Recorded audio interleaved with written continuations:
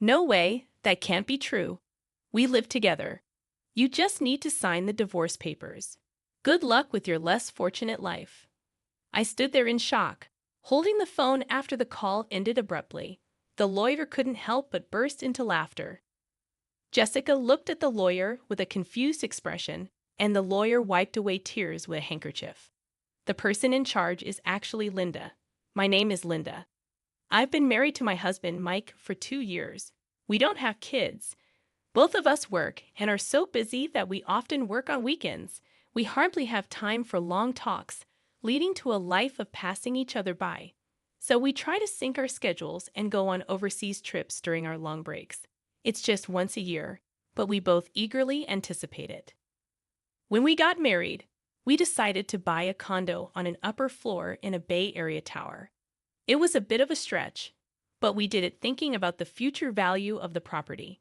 Thankfully, we're content with our current life. I have a close friend from high school, Jessica. We sometimes have lunch together. Jessica, who is beautiful, has high standards for men. She's not married yet, but really wants to be. She's always searching for well-educated, high-income men on dating apps, especially. She won't compromise on income. One day, I was having lunch with Jessica at a cafe near a park. We've been together since high school and university, even sharing the same classes. That's why we've consulted each other about various things. As a result, we know quite a bit about each other's dating histories and preferences. During our student days, we shared both fun and sad times. Those are good memories. Now, ever since I married Mike 2 years ago, our schedules have gotten busier, and our time together has decreased significantly. We only manage to meet a few times a year, if that. Hey, can I visit your condo next time? Jessica suddenly asked. Jessica had never been to my place before. On the weekend, she came over, and even through the intercom, I could sense her amazement at the entrance. Jessica kept saying, "This is amazing." The moment I opened the front door, she looked impressed. "Wow, this place is like a mansion, and that elevator right up was so long." I chose a spacious upper-floor condo as a once-in-a-lifetime purchase. It's even more spacious than a house without compromising. It's beautiful, truly incredible. Jessica looked around, turning her head in every direction. Great location and an upper floor in a high-rise like this must have cost a pretty fortune, she asked with a sly smile. Yeah, it's what you'd call a $1 million condominium. It has great security too. Look here. Jessica cut me off, reacting only to the term $1 million condominium.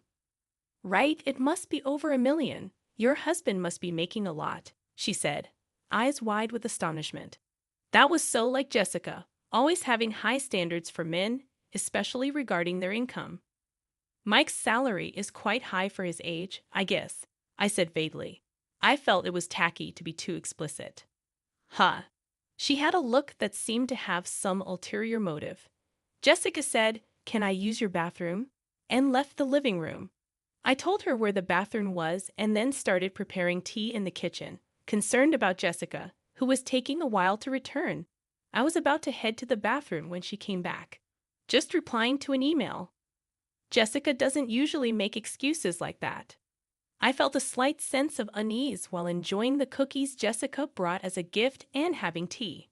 She asked, "Can I stay till evening?" She apparently wanted to greet Mike. Indeed, it had been since our wedding that Jessica last saw Mike. It's not unnatural for her to want to see him. I decided to check with Mike just in case. Mike happily agreed. "I might finish work early," he replied in an email. I told Jessica it was okay, and then I started preparing dinner. Jessica was fiddling with her smartphone but then stood up and headed to the bathroom again. I didn't notice while cooking, but Jessica seemed to be gone for quite a while. When she came back, she was wearing a familiar necklace. I recognized it. It was my necklace. As I gazed at the necklace, Jessica flashed an embarrassed smile. "How do I look? Does it suit me?" She posed like a model. Seeing my stunned expression, Jessica burst into laughter. "Oh, come on, I'm just kidding. I found it and thought it was cute. It must have been super expensive, right? A premium piece for sure." Jessica rambled like a child trying to excuse a misdeed. That's a gift for Mike. Wow, he must be really wealthy to afford something like this, Jessica sighed. But more importantly, that necklace was stored in the closet in the bedroom. Jessica must have pretended to go to the bathroom, and instead went to the bedroom, peeking into the closet. That's what it seemed like. I couldn't believe her actions. However, I didn't want to come off as petty, so I simply emphasized that it was a precious item. Taking advantage of my lack of reprimand, Jessica made an outrageous request. Can I borrow this necklace for a while? I was speechless and fell silent. I've got a date with a doctor I met on a dating app. I want to wear it for that, she pleaded, joining her hands together as if praying. Reluctantly, I decided to lend it to her. All right, but take good care of it. Like I said earlier, it's a gift from Mike. As soon as Jessica knew she could borrow it, she smiled and began caressing the necklace. Of course, I understand. She seemed to pay no mind to my words. When I finished the meal prep, I pretended to go to the bathroom to check the bedroom. Sure enough, the closet in the bedroom and the chest beside the bed weren't fully closed. Jessica must have opened every drawer and door she could find. There were fingerprints on the jewelry, watches, and precious metals. Jessica might have touched things, but probably didn't intend to borrow them. The shoes seemed to have been forced on, and the heels were misshapen. This was clearly going too far. I returned to the living room and confronted Jessica. You touched various things in the bedroom, didn't you? The shoes were misshaped, and there were fingerprints on the watch. Instead of showing remorse, Jessica puffed out her cheeks a bit. Please don't do that again. She returned to her normal expression and apologized, saying sorry. I didn't want to dwell on this and risk straining our friendship, so I decided to just lightly laugh it off. That's when Mike came home, holding a box of cake. Mike and Jessica saw each other for the first time since our wedding. It was awkward at first, but they gradually warmed up to each other, making for a lively dinner. By the time we ate the cake Mike brought, they were chatting like good friends. While I was clearing the dishes and washing up, they were laughing together. Really, my boss is terrible, right? I envy Mike's subordinates. Mike was grinning, eyes crinkling with laughter. That's not true. I was a bit bothered by Jessica casually touching Mike. But at the time, I thought it was better than them being distant. After all, Mike wasn't the type of man Jessica usually goes out with. About a month after Jessica's visit, Mike's behavior started to change. He spent more time on his smartphone, which he usually didn't do much. He often seemed distracted when I talked to him and asked me to repeat myself. He always carried the phone with him, even taking it to the bathroom. It was an obvious change. It seemed I had become a cheated-on wife. I thought about checking Mike's phone once, but I was reluctant to even touch it. Conversations between Mike and me at home became increasingly rare. Mike started working on weekends much more. He was hardly ever at home on weekends. Originally, we barely saw each other on weekdays, but now not seeing each other on weekends too. It's like we're living separately within the same house. Moreover, we started sleeping in separate bedrooms under the pretext of his tiredness. I was vaguely thinking about divorce or separation when I found divorce papers on the living room table. Upon closer inspection, Mike had already signed the divorce papers. Though I had suspected it, actually seeing it still shook me. With trembling hands, I called Mike. I just got home and saw it on the table. What does this mean exactly? What it looks like? I want a divorce. I pressed Mike for a proper reason. I've fallen in love with someone else. It's not an affair. I'm serious, Mike said. It was obviously nothing but cheating.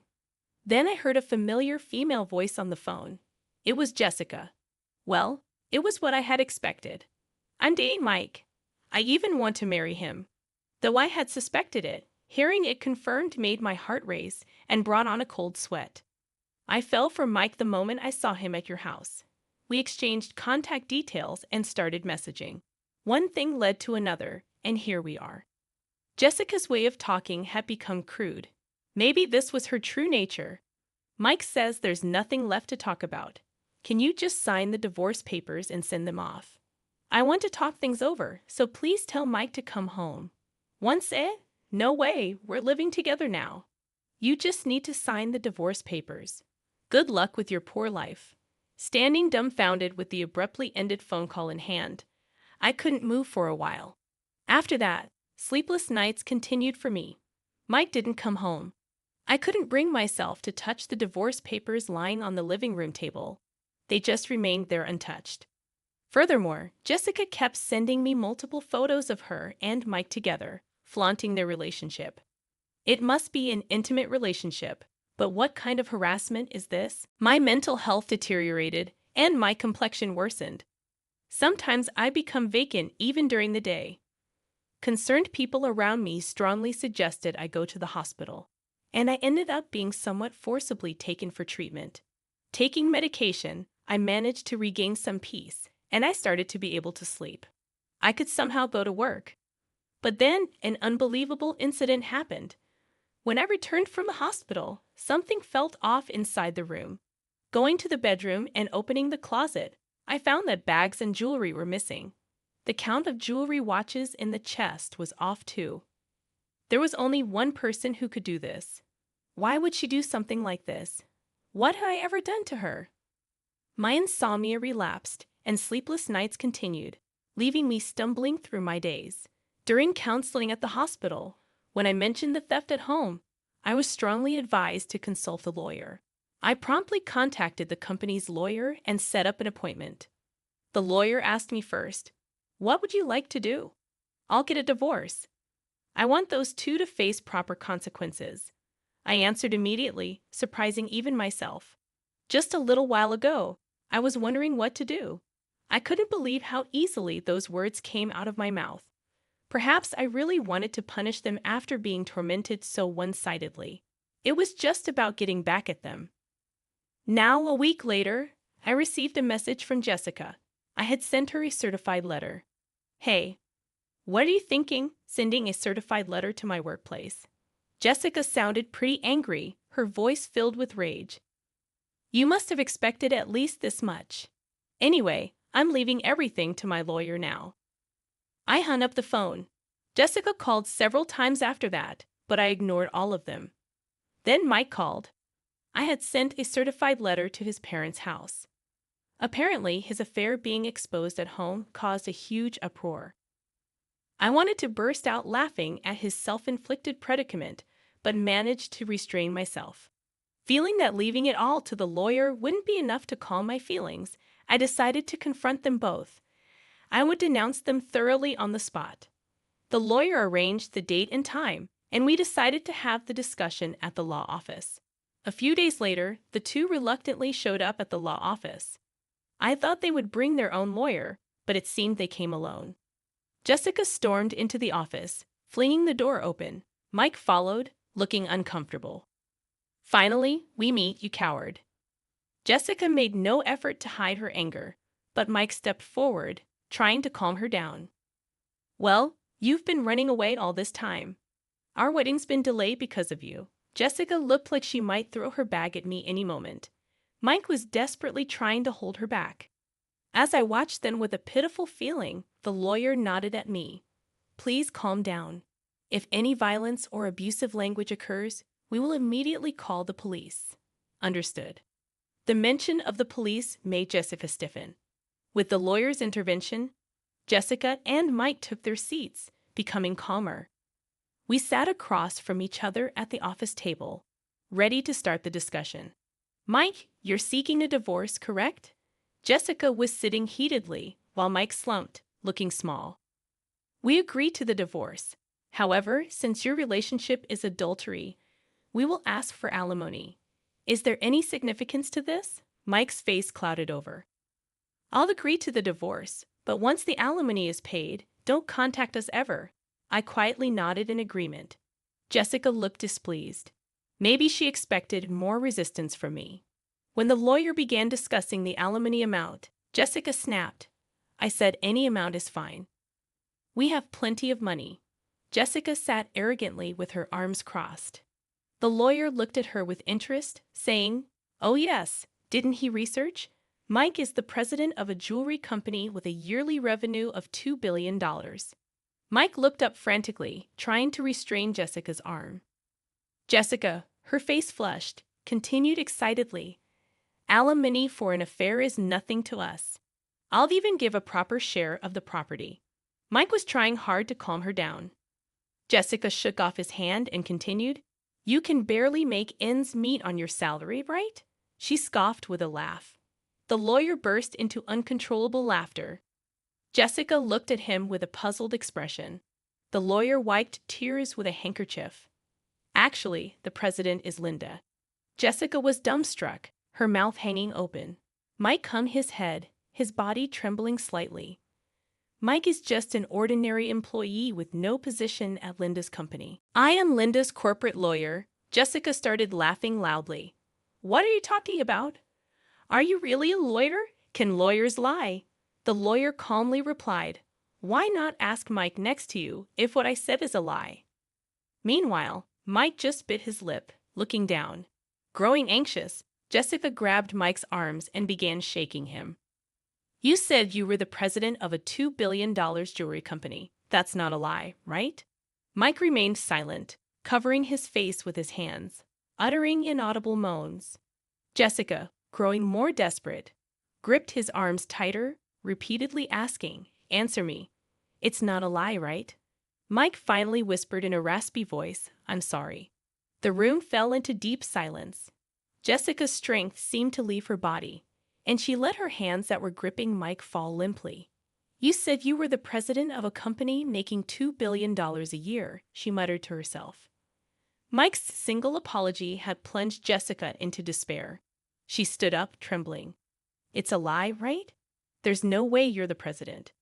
Jessica pointed at me accusingly. Why didn't I know about this after all we shared? I spoke to Jessica calmly, as if guiding her. Just because we're close friends doesn't mean I tell you everything, especially since you were so fixated on money. I had no intention of telling you. I looked Jessica straight in the eyes without averting my gaze. Jessica seemed to lose all her energy and slumped down. Then that house, of course. The house is in my name, so Mike will be the one leaving. Jessica fell silent, and Mike continued to hold his head. Mike probably didn't want to come here. He knew this would happen. But if he didn't come here, things would be worse. It's hell either way for him now. The lawyer began presenting the evidence I had gathered. First, these photos of Mike and Jessica together. They were the photos sent to my phone, now printed. The lawyer placed an IC recorder on the table and played the recorded conversation. Why would you send something like this? I just wanted to share our happiness with you. Jessica's voice filled the room while Mike seemed to be holding back tears. Hey, still clinging to the past. I want a divorce. I know what you're clinging to. It's Mike's income. He's the president of a $2 billion jewelry company, right? You hid it because you thought I might take it. Jessica, perhaps embarrassed, covered her face with her hands. Hurry up and divorce and leave that condo. It'll be mine soon. Too bad Mike didn't come back to you. I'll give you as much alimony as you want. Poor thing, your aim was the money, not Mike. I'm speechless at how you've been deceived, Mike. Mike looked down, tears spilling onto his pants.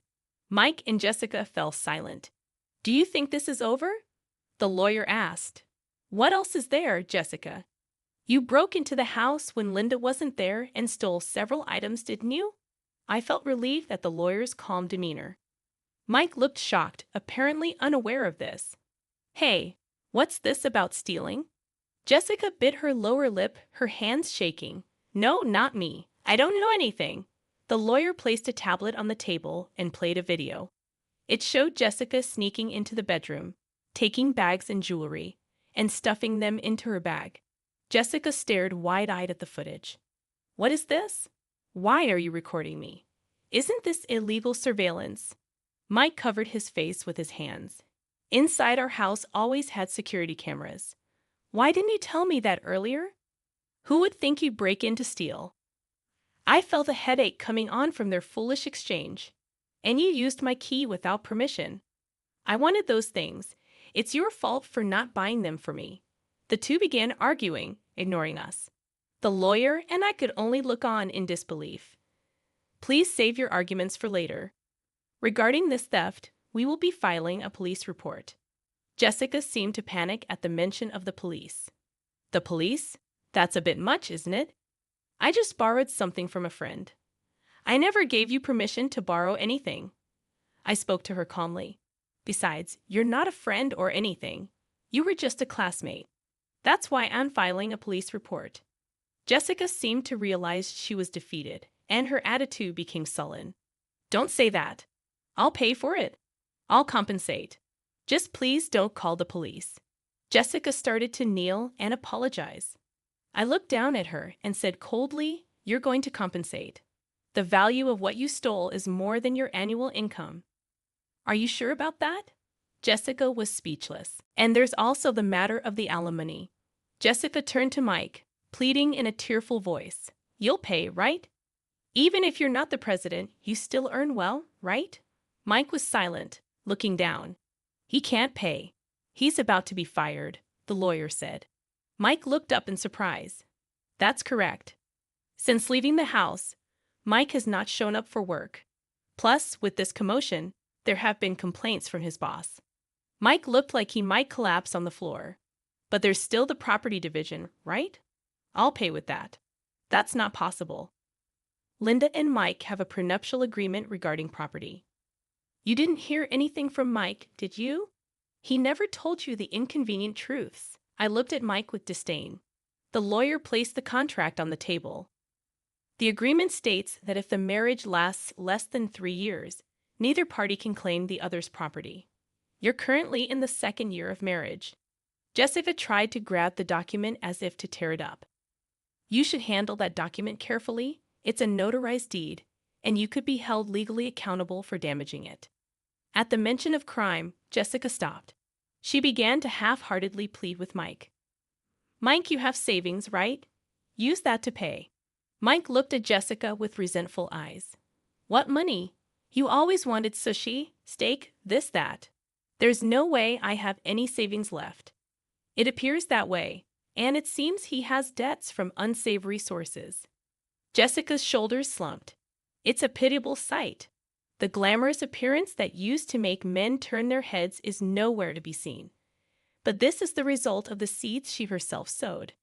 The two sat looking haggard and lost, muttering, "This wasn't supposed to happen, and what will I do now?" I decided to leave the rest to the lawyer and stood up to leave. Jessica, money isn't something you steal from others. It's something you earn through effort. After that, the divorce went through smoothly. I sent all of Mike's belongings back to his parents. His parents kept apologizing to me and even sent a letter of apology. Jessica was interrogated by the police for illegal entry and theft. My police report led to an investigation, and Jessica was arrested after admitting her guilt. Half of the stolen items had been sold, but I got the rest back. Despite the maliciousness of her actions, her show of remorse and intent to compensate suggested she might receive a suspended sentence. However, Jessica had other crimes. It was revealed that she had been stealing from men she met on a dating app. This meant she would likely face a prison sentence. No wonder she reacted so strongly to the mention of the police and crime. Mike couldn't live in Jessica's apartment and moved to an old apartment on the outskirts of town. He's looking for a job, but his unexplained absences and poor attitude at his last job make it hard for him to get hired. He's getting by with day labor for now. I receive regular updates on their situations from the lawyer. After the divorce, I threw myself into work. Now I'm expanding our company's jewelry line to Europe. The idea came after a trip to Europe I took as a break after the divorce. I had the chance to drink wine with the owner of a jewelry store in France. During that time, I spoke fervently to the owner about jewelry designs. At that time, the owner and I hit it off, and he agreed to showcase my company's jewelry in his store. The owner is a wonderful man who, perhaps because of his own divorce history, understands my heartache. To be honest, I'm focusing on sales in France to see him. It might be mixing business with pleasure, but I think I've earned this perk after all I've been through. That's how hard it was for me.